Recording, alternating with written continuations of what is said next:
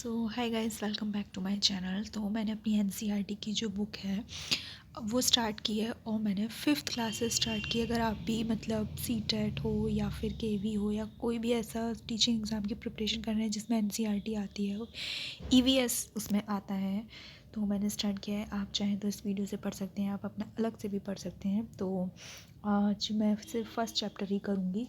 तो first chapter को मैंने पहले एक बार पढ़ लिया और फिर जो मेन पॉइंट्स हैं मैंने उसको अंडरलाइन भी कर लिया है। तो एक सेकेंड मैं इसको ज़रा इस तरह से कर लेती हूँ ताकि एकदम सीधा अच्छे से बड़ा बड़ा दिखाई दे। तो सबसे पहला चैप्टर जो है, कैसे पहचाना चींटी ने दोस्त को। तो ये वाला चैप्टर इसमें जो इम्पोर्टेंट है, अब इसमें ये तो एक तरह से कहानी है, बट इम्पॉर्टेंट लाइन इसमें जो ये है वो ये है, जो ये डार्क कलर से हो रही है, पर्पल कलर से। जानवरों में भी देखने, सुनने, सूंघने, महसूस करने की शक्ति होती है। वहाँ पे हमें हमेशा एग्ज़ाम टाइम में ये कन्फ्यूजन रहता है कि जानवर देख सकता है, ये तो हमें पता है, सुन सकता है, ये भी पता है, सूंघ सकता है, हम थोड़े कन्फ्यूज़ हो जाते हैं। तो ये चारों होते हैं, ठीक है। देखो, हम ऐसे ट्रिक भी बना के कर सकते हैं। जा न व र, 4 शब्द आ रहे हैं, 1 2 3 4, यानी कि इसमें चारों होते हैं, देखना, सुनना, महसूस करना, और देखना, सुनना, सूंघना और महसूस करना, चारों होते हैं। सी, लसन और स्मेल एंड फील, चारों चीज़ होती हैं। चूहा को जैसे ही हम पास से गुजरते हैं वैसे चूहा देख नहीं सकते, बट हम जब उसके पास से गुजरते एकदम वो हट जाता है क्योंकि वो फील कर लेता है उसे। मीलों दूर से शिकार को देख सकता है, कोई भी जानवर मीलों दूर से देख सकता है। कोई हल्की सी आहट से भी वो सुन लेता है, आहट को भी सुन लेता है। कोई जानवर अपनी साथी को सूंघ कर ढूंढ लेता है। तो मतलब कोई कैसे ढूंढता है, कोई कैसे ढूंढता है, ठीक है। ये इतना इम्पोर्टेंट नहीं है। इम्पोर्टेंट बात ये है कि जो चींटी होती है वो कहाँ रहती है, वो बिल में रहती है। चींटी कहाँ रहती है, चींटी हमारी बिल में रहती है, बस इतना ध्यान रखना है। ये कन्फ्यूजन नहीं होना चाहिए कि चींटी तो हमारे घरों में रहती है, दीवार के किनारे रहती है, नहीं, वो मेन उसका घर बिल होता है। और इसमें इम्पॉर्टेंट लाइन ये है एनसीईआरटी की, चींटियाँ चलते समय ज़मीन पर कुछ ऐसा छोड़ती हैं जिसे सूंघकर पीछे आने वाली चींटियों को रास्ता मिल जाता है। कैसे पता चलता है कि ये हमारे ही ग्रुप का है, मतलब इसे यहाँ आना है, तो वो कुछ ऐसी सब्सटेंस कुछ ऐसा छोड़ती हैं जिसकी वजह से उन्हें रास्ता मिलता जाता है और आने वाली चीज़ों को रास्ता मिल जाता है, उससे सूंघ कर वो पहचान लेती है। देखो, मैंने जो नोट्स बनाए हैं मैं उसमें भी ये चीज़ लिखी है, एक मिनट दिखाती हूँ। ये देखो, यहाँ पे भी मैंने ये चीज़ लिख रखी है कि बिल में कौन कौन रहता है। तो बिल में चींटी भी रहती है, तो और भी हैं ये मैं कभी और डिस्कस करूँगी नोट्स।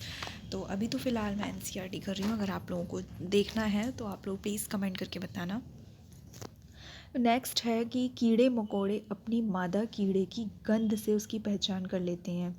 कुछ नर कीड़े मकोड़े, यहाँ पे अंडरलाइन करनी रह गई है, हाँ, कुछ मेल कीड़े मकोड़े होते हैं, वो फीमेल्स कीड़ों को उसकी स्मेल से उसे पहचान लेते हैं। अब ठीक है।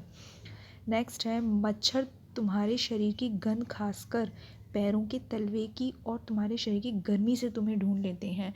मतलब जो है, क्या कहते हैं, हमें मच्छर कैसे रात में ढूंढ लेते हैं, हमें कैसे पता चल जाता है, तो वो हमारी तलवे में जो गर्मी होती है उससे वो हमें पहचान लेते हैं। ये, मैं रेशम का कीड़ा हूँ, मैं अपनी मादा को उसकी गंध से कई किलोमीटर दूर से ही पहचान लेता हूँ। तो कौन कई किलोमीटर की दूर से अपनी मादा को पहचान लेता है, तो वो है रेशम का कीड़ा, ठीक है। नेक्स्ट है, सड़कों पर कुत्तों की भी अपनी जगह बटी होती है कि ये इलाका इसका है, ये उसका है। एक कुत्ता दूसरे कुत्ते की मल मूत्र की गंध से जान लेता है कि ये उसके इलाके के बाहर का कुत्ता है या उसके यहीं का है, तो वो पहचान जाता है कि कौन सा कुत्ता आखिर कहाँ का है। तो बेसिकली कैसे पहचानते हैं, मेन बात ये है इसमें, मल मूत्र की गंध से, कि उसकी स्मेल से। नेक्स्ट इम्पोर्टेंट है, ये रहा, ये तो ये है, ये मतलब मैंने इस पर अंडरलाइन इसलिए कर दी क्योंकि मैं इसका देखूंगी आंसर आखिर है क्या। पक्षी का नाम लिखो जिसकी आंखें सामने की तरफ होती हैं, मुझे भी ये सर्च करना है। हो सकता है मैं यहाँ पे कहीं पे डाल दूँ वीडियो में साइड में, ऐसा कौन सा नाम है। आँखें सिर के दोनों तरफ होती हैं। इन पक्षियों की आँखों का आकार इनके सिर की तुलना में कैसा होता है? तो जैसे मैं बात बताती हूँ कि आँखों का जो साइज़ होता है बर्ड्स का, मैंने पढ़ा है नोट्स में कि वो बड़ा होता है। अब मैं ये जो एनसीईआरटी की बुक है, इसे मैं सिर्फ एक बार देख रही हूँ कि कहीं कोई लाइन रह तो नहीं है, इसीलिए मैंने इसे अंडरलाइन कर लिया है। ज़्यादातर पक्षियों की आँखें उनके सिर के दोनों तरफ होती हैं। पक्षी एक ही समय में दो अलग अलग चीज़ों पर नज़र डाल लेते हैं। जब ये बिल्कुल सामने देखते हैं तब इनकी दोनों आँखें एक ही चीज़ पर होती हैं। तो एग्जैक्ट जब वो सामने देखते हैं तब वो उनकी आँखें एक ही चीज़ पर होती हैं, लेकिन वैसे वो दो अलग अलग चीज़ों को देख सकते हैं उनके सिर के दोनों तरफ। एक आँख यहाँ देखो, एक आँख यहाँ होती है, एक आँख यहाँ होती है, इस तरह से होती है। तो यस, ज़्यादातर पक्षियों की आँखों की पुतली घूम नहीं सकती। आँखों की मतलब जो पुतलियाँ होती हैं इनकी, वो घूम नहीं सकती, इसलिए वो अपनी गर्दन घुमाकर ही आसपास को देखते हैं। ये बात बहुत इम्पॉर्टेंट है। एक ये है, पक्षी जब दोनों आँख एक ही चीज़ पर फोकस करते हैं, यानी कि सामने वाले को देखेंगे तभी वो दोनों आँखें फोकस करें, तो उन्हें चीज़ की दूरी का एहसास होता है। तो ये लगता है कि हाँ, चीज़ कोई थोड़ी दूर पर है।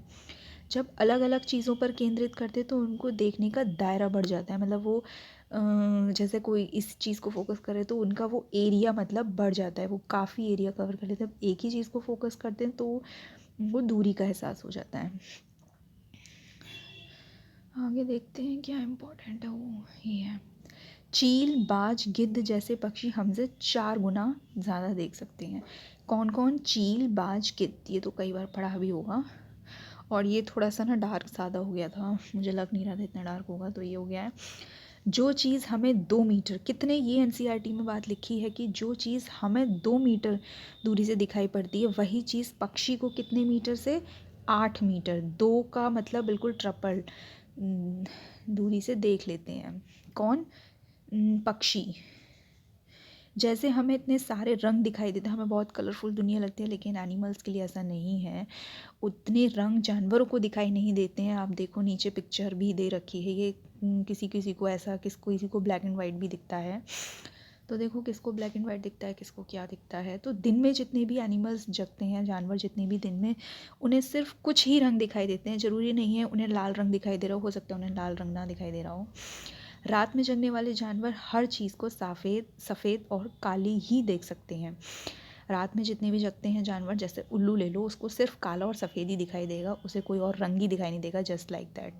जैसे ये ब्लैक एंड वाइट, ये तो कुछ भी नहीं है। और आगे देखते हैं, ये सांप भी कुछ ऐसे ही सुन पाता है। ये लिसनिंग पावर पे आ गया है, उसके बाहरी कान नहीं होते सांप को, मतलब वो जो है सुन नहीं पाता है। ये बहुत अच्छी मतलब वो होती है कि हमें बिल्कुल शोर नहीं करना चाहिए, क्योंकि हम ये सोचते हैं सांप है हम शोर नहीं कर रहे, वो सुन ही नहीं पाता है। लेकिन हाँ, अगर हमने हल्का सा ऐसे बेड भी हिलाया या कंपन किया मतलब, तो वो तुरंत सुन लेता है। जो बीन होती है उसको भी वो सुनाई नहीं देता है, लेकिन उसकी वाइब्रेशन से ही वो मतलब करता है।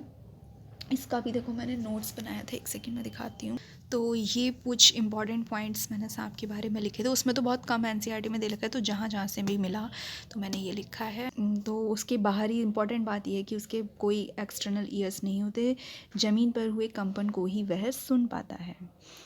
जंगल में ऊंचे पेड़ पर बैठा लंगूर पास आती मुसीबत जैसे शेर और चीते को देखकर एक खास आवाज़ निकालकर अपने साथियों को संदेश देता है। तो ये है कि जंगल में, पहले तो इम्पॉर्टेंट बात ये है यहाँ पे कि जो लंगूर होता है उसका दुश्मन कौन होता है? शेर और चीता। और एक डिफरेंट आवाज़ देकर अपने साथियों को बुलाते हैं कि हाँ भाई मुझे बचा लो। ऊंचे पेड़ पर बैठा लंगूर, ऊंचे पेड़ पर बैठा लंगूर, ये याद रखने वाली बात है। जंगल में रहता है लंगूर, जंगल में ऊंचे पेड़ पर। इस काम के लिए पक्षी भी खास आवाज़ें निकालते हैं, मतलब अपने आप को सेव करने के लिए। मछलियाँ क्या करती हैं अपने आप को, मतलब ख़तरे में अगर होती हैं और दूसरे को कैसे बताती हैं, चेतावनी देती है? बिजली तरंगों से। मछलियाँ हैं उनमें बिजली चमकती है, बिजली तरंगों से, ठीक है। कुछ जानवर तूफान या भूकंप आने से हाँ कुछ समय पहले बहुत अजीब सी हरकतें करने लगते हैं। जो जंगल में रहते हैं और जानवर के इस व्यवहार को समझते हैं, वे जान लेते हैं कि कुछ अनहोनी होने वाली है या कुछ बुरा ऐसा होने वाला है। जैसा कि 2004 दिसंबर में जब सुनामी आई थी, तो कुछ जानवरों के अजीब व्यवहार से अंडमान में आया था, तो आदिवासी लोगों ने पहचान लिया और वहाँ की जगह खाली कर दी, जिसकी वजह से उनकी जान बच गई थी। डॉल्फिन भी अलग अलग तरह की आवाज़ें निकालती हैं। डॉल्फिन भी मतलब अलग अलग तरह की आवाज़ निकालती है। कई जानवर की अपनी पूरी भाषा भी होती है, उनकी पूरी खुद की लैंग्वेज भी होती है। ऐसा नहीं होता जानवर की लैंग्वेज, कुछ जानवरों की, या हम कह लें कई जानवरों की अपनी पूरी भाषा होती है। तो कुछ नहीं है।